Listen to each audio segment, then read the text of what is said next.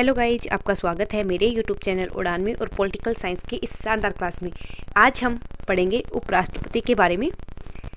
इससे पहले जो मैंने क्लास ली थी उसमें राष्ट्रपति आपको कवर करा दिया है। अगर आपने वो वीडियो नहीं देखे तो जाकर आप ये वीडियो ज़रूर देख लेना। आज हम पढ़ेंगे उपराष्ट्रपति, प्रधानमंत्री और मंत्रिपरिषद के बारे में।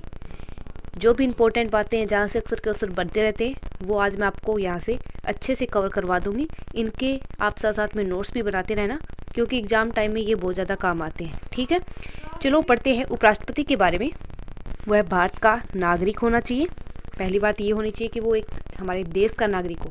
ठीक है, 35 वर्ष की आयु पूर्ण कर चुका हो, राज्यसभा की सदस्य बनने की योग्यता रखता हो। ठीक है, अगला आएगा किसी भी लाभ पद पर आसीन नहीं होना चाहिए। वर्तमान में राष्ट्रपति या उपराष्ट्रपति किसी राज्य का राज्यपाल हो या कोई मंत्री हो राज्य में, तो उसे लाभ का पद नहीं माना जाएगा। ठीक है, इसके आगे आएगा हमारा इनका निर्वाचन कैसे किया जाता है उपराष्ट्रपति का। अनुच्छेद 66 में इसका वर्णन मिलता है। ठीक है, उपराष्ट्रपति का निर्वाचन भारत के निर्वाचन आयोग द्वारा किया जाता है। ठीक है, जिस तरह राष्ट्रपति का निर्वाचन किया जाता है उसी प्रकार एक निर्वाचन आयोग द्वारा ही उपराष्ट्रपति का निर्वाचन किया जाता है। इसके बाद हम पढ़ेंगे कि उपराष्ट्रपति का चुनाव किस प्रणाली से होता है, कैसे किया जाता है। वो है आनुपातिक प्रतिनिधित्व। अगर इसका आपको पता नहीं है कि ये अनुपातिक प्रतिनिधित्व की एकल सकर्मणीय मत पद्धति क्या होती है, तो आप कमेंट में ज़रूर बताना, और इस पर मैं एक वीडियो ज़रूर लेके आऊँगी, आपको क्लियर करा दूंगी कि ये क्या चीज़ें होती है, इसमें कैसे चुनाव होता है उपराष्ट्रपति का। ठीक है, आगे पढ़ते हैं। उपराष्ट्रपति के चुनाव में राज्यसभा लोकसभा के सदस्य मतदान करते हैं। ठीक है, दोनों लोकसभा और राज्यसभा के दोनों जो मेंबर होते हैं वो इसमें मतदान करते हैं।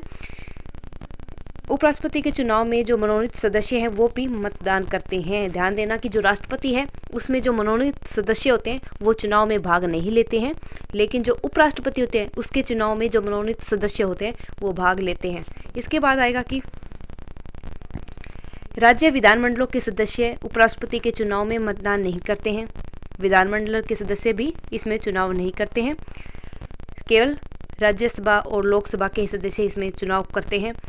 मनोनीत सदस्य भी इसमें भाग लेते हैं, लेकिन राज्य विधानमंडलों के सदस्य इसमें भाग नहीं लेते हैं। इसके बाद हम देखेंगे कि उपराष्ट्रपति पद के उम्मीदवार के लिए 20 प्रस्तावक और 20 अनुमोदक होने चाहिए। ठीक है, इसी प्रकार जो राष्ट्रपति के चुनाव में उसमें कितने प्रस्तावक और अनुमोदक होने चाहिए, आपको याद होगा पिछली क्लास में मैंने बताया था, उसमें होने चाहिए 50 ही प्रस्तावक होने चाहिए और 50 ही अनुमोदक होने चाहिए। ठीक है, अब आगे हम पढ़ेंगे उम्मीदवार के लिए जमानत जो राशि होती है वो कितनी देनी पड़ती है उपराष्ट्रपति के लिए। वो है 15,000 रुपये देनी पड़ती है। भारत के रिजर्व बैंक में इसे जमा करवाना होता है। ठीक, आगे आएगा कार्यकाल, कितना कार्यकाल रहता है उपराष्ट्रपति का। ये अनुच्छेद 67 में मिलता है। 5 वर्ष का इनका कार्यकाल रहता है। कोई भी दोबारा उपराष्ट्रपति के रूप में चुना जा सकता है। ठीक है, अगर एक बार कोई उपराष्ट्रपति बन गया है तो उसे दोबारा भी चुना जा सकता है। ठीक है, इसके बाद आएगा कि 5 वर्ष की अवधि के पश्चात उपराष्ट्रपति तब तक पद से त्यागपत्र नहीं देता जब तक कि नया उपराष्ट्रपति पद ग्रहण न कर ले। ठीक है, ध्यान रखना, जब तक नया उपराष्ट्रपति पद ग्रहण न कर ले तब तक वो अपना पद नहीं छोड़ेगा। ठीक है, इसके बाद आएगा शपथ। अनुच्छेद 69 में ये शपथ राष्ट्रपति और उपराष्ट्रपति की शपथ ग्रहण कराते हैं। अनुच्छेद ये 69 में दिया गया है। ठीक है, आगे का पद से हटाना कि उपराष्ट्रपति को कैसे पद से हटाया जा सकता है। तो जैसे ही राष्ट्रपति को पद से हटाया जा सकता है उसी प्रकार उपराष्ट्रपति को ही पद से हटाया जाएगा। वैसी प्रक्रिया राष्ट्रपति उपराष्ट्रपति की सेम रहेगी पद से हटाने की, लेकिन राष्ट्रपति में क्या था कि कौन से भी सदन से प्रस्ताव आरंभ किया जा सकता है, लेकिन यहाँ क्या है, केवल राज्यसभा से प्रस्ताव आरंभ होना चाहिए। 14 दिन पहले उपराष्ट्रपति को सूचित कर देना चाहिए कि उनके खिलाफ महाभियोग लाया जा रहा है। ठीक है, और 2/3 बहुमत, जिस प्रकार राष्ट्रपति के लिए 2/3 बहुमत क्या सकता है, उसी प्रकार 2/3 बहुमत उपराष्ट्रपति के लिए भी आवश्यक है। इसके बाद पढ़ेंगे हम उपराष्ट्रपति की शक्तियाँ कि कौन कौन सी शक्तियाँ उपराष्ट्रपति के पास। इसके बाद हम पढ़ेंगे उपराष्ट्रपति की शक्तियाँ कि क्या क्या शक्तियाँ दी गई है उपराष्ट्रपति को।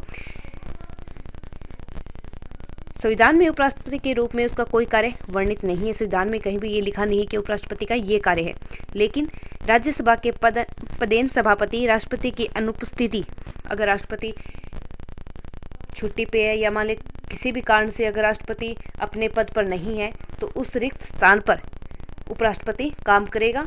उपराष्ट्रपति अपना वेतन राज्यसभा से सभापति के रूप में प्राप्त करेगा। जब तक राष्ट्रपति अपना काम कर रहा है तब तक वो उपराष्ट्रपति एक राज्यसभा के सभापति के रूप में काम करेगा, उतना ही उन्हें वेतन मिलेगा। अगर राष्ट्रपति है का पद खाली हो जाता है तो राष्ट्रपति की जगह उपराष्ट्रपति उनका कार्यभार संभालते हैं। ठीक है, इसके बाद हम पढ़ेंगे प्रधानमंत्री के बारे में। ये हमारे मुखिया रहते हैं जो सारा कार्यभार संभालते हैं। राष्ट्रपति प्रधानमंत्री की नियुक्ति करेगा, कि राष्ट्रपति प्रधानमंत्री की नियुक्ति करता है और प्रधानमंत्री की सलाह पर राष्ट्रपति ही अन्य मंत्रियों की नियुक्ति करता है। ठीक है, ये बातें मैंने आपको 2-3 बार बता दी है, आपको पता भी चल गया हो कि कैसे प्रधानमंत्री की नियुक्ति की जाती है, कैसे अन्य मंत्रियों की नियुक्ति की जाती है। ये अनुच्छेद 75 में दिया गया है। आगे मंत्री राष्ट्रपति के प्रसाद पर्यंत तक अपने पद पर बना रहेगा, अनुच्छेद 75 में दिया गया है। ठीक है, इसके बाद आएगा मंत्रिपरिषद सामूहिक रूप से लोकसभा के प्रति उत्तरदायी होती है। ठीक है, मंत्रिपरिषद है वो सामूहिक रूप से लोकसभा के प्रति उत्तरदायी होती है। ये बात आप ध्यान में रखना कि जो लोकसभा के प्रति कौन उत्तरदायी होते हैं, तो वो मंत्रिपरिषद हमारे प्रधानमंत्री ये हमारे लोकसभा के प्रति उत्तरदायी होती है। इसके बाद हम पढ़ेंगे प्रधानमंत्री की नियुक्ति कैसे की जाती है। संविधान में प्रधानमंत्री की नियुक्ति को विशेष प्रक्रिया नहीं दी गई है। संविधान के अनुच्छेद 75 में दिया गया है कि राष्ट्रपति ही प्रधानमंत्री की नियुक्ति करेगा, परंतु संसदीय परंपरा के अनुसार वह बहुमत दल का नेता या गठबंधन का नेता हो उसे प्रधानमंत्री के रूप में नियुक्त करता है राष्ट्रपति। ठीक है, इसके बाद हम पढ़ेंगे शपथ ग्रहण। प्रधानमंत्री को राष्ट्रपति ही शपथ दिलाता है। कार्यकाल रहता है इनका 5 वर्ष रहता है। कार्यकाल वैसे तो निश्चित नहीं है, लेकिन इसके बाद आएगा कि राष्ट्रपति किसी भी समय प्रधानमंत्री को उसके पद से हटा सकते हैं। ठीक है, इसके बाद आएगा प्रधानमंत्री जब तक लोकसभा में बहुमत प्राप्त होता है राष्ट्रपति उसे नहीं हटा सकता। जब तक उन्हें लोकसभा में बहुमत प्राप्त है तब तक राष्ट्रपति उसे नहीं हटा सकता। जब बहुमत खत्म हो जाता है, कम हो जाता है, तो राष्ट्रपति प्रधानमंत्री को हटा सकता है। लोकसभा में बहुमत खो देने पर उसे अपने पद से त्यागपत्र देना होगा, कि अगर बहुमत खो देता है कोई भी प्रधानमंत्री तो उसे अपने पद से त्यागपत्र देना पड़ता है। इसके बाद पढ़ेंगे हम प्रधानमंत्री के कर्तव्य क्या रहते हैं। प्रधानमंत्री का कर्तव्य रहता है कि संघ के प्रशासन, विधान से संबंधित मंत्रिपरिषद के सभी निर्णय राष्ट्रपति से संप्रेषित करें। ठीक है, ये अनुच्छेद 78 में दिया गया है। इसके बाद आएगा कि संघ के प्रशासन और विधान से संबंधित ऐसी सूचनाओं का प्रदान करें जिससे राष्ट्रपति मांग करें, अनुच्छेद 78 में आएगा। ये प्रधानमंत्री का कार्य है कि जो संघ के प्रशासन और विधान से संबंधित जो भी सूचनाएं हैं वो राष्ट्रपति को कौन देगा, प्रधानमंत्री देगा। ठीक है, इसके बाद आएगा किसी भी मुद्दे पर एक मंत्री ने विचार न किया हो तो राष्ट्रपति ऐसे मुद्दों को मंत्रिपरिषद के समक्ष रखवा सकते हैं। ठीक है, कि कोई मंत्री अपने कोई मुद्दे पर विचार न किया हो तो वो राष्ट्रपति क्या करेगा, मंत्रिपरिषद है जो जिसमें प्रधानमंत्री और हमारे मंत्रिपरिषद है उसके सामने रखवा सकता है, अनुच्छेद 78(3) में आता है ये। ठीक है, इसके बाद हम देखेंगे कि राष्ट्रपति और प्रधानमंत्री के मध्य संबंध कैसे रहते हैं। संसदीय परंपरा के आधार पर राष्ट्रपति संवैधानिक प्रधान व प्रधानमंत्री कार्यपालिका के वास्तविक प्रधान होते हैं, कि जो वास्तविक रूप से काम करते हैं, जिनके पास ज़्यादा शक्ति हैं वो प्रधानमंत्री है, वास्तविक प्रधान कहा जाता है इसे। इसके बाद आएगा कि परंपरा के आधार पर यह प्रधानमंत्री बहुमत दल का नेता होता है और वास्तविक कूटनीति का निर्माता होता है। भारत सदैव ही मंत्रिपरिषद की संकल्पना करते हैं जिसका प्रधान प्रधानमंत्री होता है। इसके बाद हम पढ़ेंगे कि जो भी हमारे जितने भी प्रधानमंत्री के कार्य हैं, क्या क्या कार्य करते हैं प्रधानमंत्री, उसके बारे में देख लेते हैं। प्रधानमंत्री के कार्य हैं वो बहुत ही स्पष्ट है, उनको मैं आपको बता देती हूँ कि क्या क्या है। विशेष रूप से शासन के नीति निर्माता होते हैं, क्योंकि ये शासक के विधाता होते हैं। कोई भी नियम नीति बनाते हैं उनके निर्माता प्रधानमंत्री रहते हैं। मंत्रिमंडल की जितनी बैठकें होती हैं उनकी अध्यक्षता भी प्रधानमंत्री करते हैं। राष्ट्रपति और जो मंत्रिमंडल है उनके मध्य एक कड़ी का काम करते हैं, उन दोनों को जोड़ने का काम करते हैं। ठीक है, जो हमारे राष्ट्रपति और मंत्रिमंडल है इन दोनों को जोड़ने का कार्य प्रधानमंत्री करते हैं। मंत्रियों में विभागों का बंटवारा करते हैं, जितने भी अन्य मंत्री होते हैं उनके बीच किस मंत्री को कौन सा विभाग देना है इसका बंटवारा भी प्रधानमंत्री करते हैं। अगर विभागों में फेरबदल करना है तो वो भी प्रधानमंत्री करेंगे। इसके बाद आएगा प्रधानमंत्री की स्थिति समकक्षों में प्रथम की होती है। इसके बाद प्रधानमंत्री की मृत्यु के बाद पूरा मंत्रिपरिषद भी गठित हो जाता है। ठीक है, अगर प्रधानमंत्री की मृत्यु हो जाती है तो जो मंत्रिपरिषद है वो भी गठित हो जाता है। ठीक है, इसके बाद हम देखेंगे केंद्रीय मंत्रिपरिषद के बारे में। संवैधानिक प्रावधान अनुच्छेद 74 में हमारा केंद्रीय मंत्रिपरिषद आता है कि राष्ट्रपति को सहायता सलाह देने के लिए एक मंत्रिपरिषद होगी, जिसका प्रधान कौन होगा? हमारे प्रधानमंत्री होंगे। ठीक है, इसके बाद आएगा राष्ट्रपति मंत्रिपरिषद की सलाह के अनुसार कार्य करेगा। ठीक है, राष्ट्रपति अपने स्वविवेक का प्रयोग नहीं करता, बल्कि मंत्रिपरिषद और जो प्रधानमंत्री है उनकी सलाह पर कार्य करता है। ठीक है, इसके बाद आएगा कि मंत्रियों द्वारा राष्ट्रपति को दी गई सलाह जांच किसी न्यायालय द्वारा नहीं की जाएगी। कि मंत्री हैं या जो प्रधानमंत्री हैं जो राष्ट्रपति को सलाह देंगे उसकी कोई जांच पड़ताल नहीं होगी या न्यायालय में नहीं जा सकते। उन्हें राष्ट्रपति को उनकी जो सलाह है वो माननी पड़ती है, बाध्य होते हैं उनके लिए। प्रधानमंत्री की नियुक्ति राष्ट्रपति करेगा, वह अन्य मंत्रियों की नियुक्ति राष्ट्रपति प्रधानमंत्री की सलाह पर करता है। अनुच्छेद 75 में दिया गया। ये बातें मैंने आपको कई बार बता दी है, आपको वैसे ही याद होगी। मंत्रिपरिषद राष्ट्रपति के प्रसाद पर्यंत पद धारण करेंगे, अनुच्छेद 75 में दिया गया। इसके बाद आएगा संविधान में मंत्रिपरिषद शब्द एवं मंत्री शब्द का प्रयोग किया जाता है, जबकि कैबिनेट शब्द का प्रयोग 44वें संविधान संशोधन में किया गया है। ठीक है, कैबिनेट शब्द का प्रयोग कब किया गया? 44वें संविधान संशोधन में किया गया। उसके बाद हम कैबिनेट मंत्री बोल देते हैं। ठीक है, इसके बाद आता है मंत्रिपरिषद का आकार कैसा होता है। तो संविधान में कहीं भी नहीं लिखा है कि मंत्रिपरिषद में इतने मंत्री होने चाहिए, ऐसा कोई प्रावधान नहीं है। इसके बाद हम देखेंगे कि ये आप थोड़ा देख लेना है, मैं आपको मंत्रियों की नियुक्ति कैसी होती है उसके बारे में बता देती हूँ। मंत्रियों की नियुक्ति प्रधानमंत्री की सलाह पर राष्ट्रपति द्वारा की जाती है, और मंत्री जो संसद के किसी एक सदन का सदस्य हो उसे दूसरे सदन की कार्यवाही में भाग लेने व बोलने का अधिकार होता है, लेकिन उस सदन में वोट करने का अधिकार नहीं होता। मंत्री संसद के किसी एक सदन का सदस्य होना चाहिए।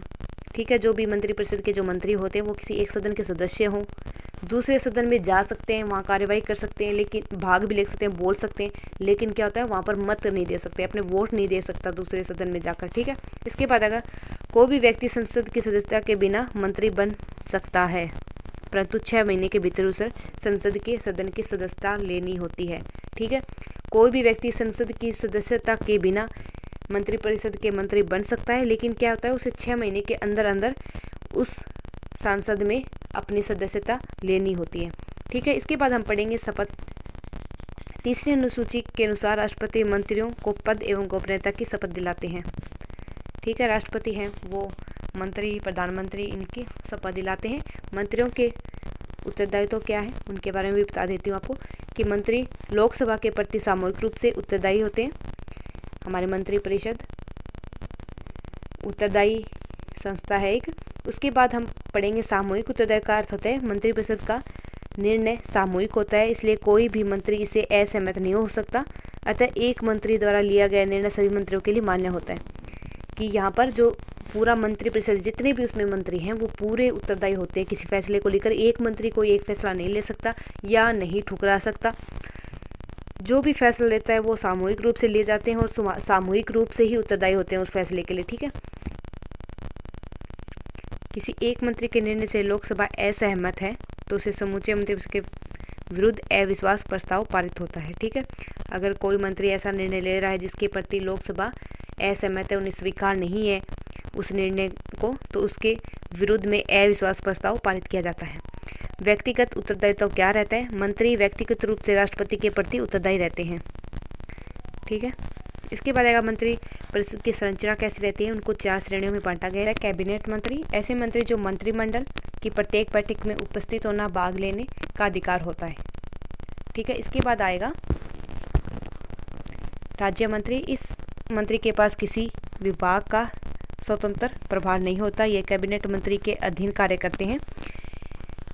इसका मतलब होगा कि जो कैबिनेट मंत्री है वो तो किसी भी बैठक में भाग ले सकते हैं, लेकिन जो राज्य मंत्री होते हैं वो कैबिनेट मंत्री के अधीन होकर कार्य करते हैं, उसके नीचे कार्य करते हैं। इसके बाद आते हैं उप मंत्री जो राज्य मंत्री के अधीन होकर कार्य करते हैं।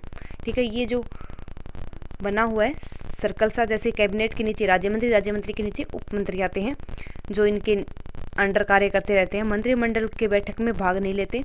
प्रधानमंत्री कैबिनेट मंत्रियों और राज्य मंत्रियों के विभागों का आवंटन करते हैं और जो अन्य मंत्री कार्यभार का आवंटन कैबिनेट मंत्री ही करते हैं। ठीक है, इसके बाद पढ़ेंगे हम मंत्रिमंडल की क्या भूमिका रहती है। मंत्रिमंडल केंद्रीय सरकार की मुख्य नीति निर्धारक अंग होता है, कि जो हमारी नीति निर्धारक होते हैं उनका प्रमुख अंग मंत्रिमंडल होता है।